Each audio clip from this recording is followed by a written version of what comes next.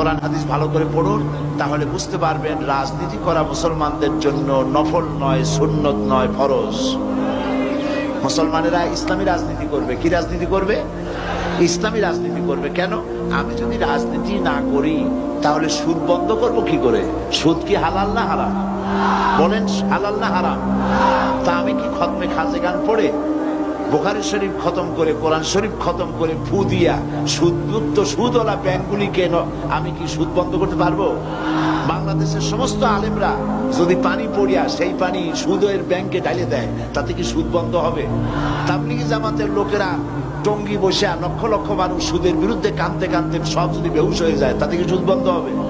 সুদ বন্ধ হবে কিসে? পার্লামেন্টে আইন পাস করতে হবে। পার্লামেন্টে কি করতে হবে? সুদ বিরোধী আইন পাস করতে হবে সুদ বন্ধ করার জন্য। আর পার্লামেন্টে আপনি যাইতে পারবেন না কিয়ামত পর্যন্ত পীর মুরিদি করিয়া। পার্লামেন্টে যাইতে পারবেন কখন? রাজনীতি করিয়া। কি করে যেতে পারবেন? তাহলে রাজনীতি না করলে আপনি সুদ বন্ধ করবেন কি করে? এদেশে তো হাজার হাজার বছর ধরে ওয়াজ হচ্ছে, শত শত বছর ওয়াজ হইতেছে, পীর মুরিদি হইতেছে। বলেন কথা ঠিক কিনা?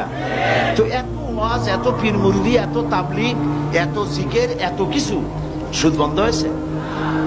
জেনা বন্ধ হয়েছে? চুরি ডাকাতি বন্ধ হয়েছে? যেগুলি আপনি বন্ধ কি দিয়ে করবেন? বন্ধ করবেন সেইভাবে রসুল করেছেন, যেভাবে রাসূলুল্লাহ মদিনায় গিয়েছেন, রাষ্ট্র প্রতিষ্ঠা করেছেন, কোরআনের আইন চালু করেছেন, রাজনৈতিক বিধান চালু করেছেন, সমাজনীতি দিয়েছেন, অর্থনীতি দিয়েছেন, ইসলাম পূর্ণাঙ্গ রূপে প্রতিষ্ঠিত হয়েছে।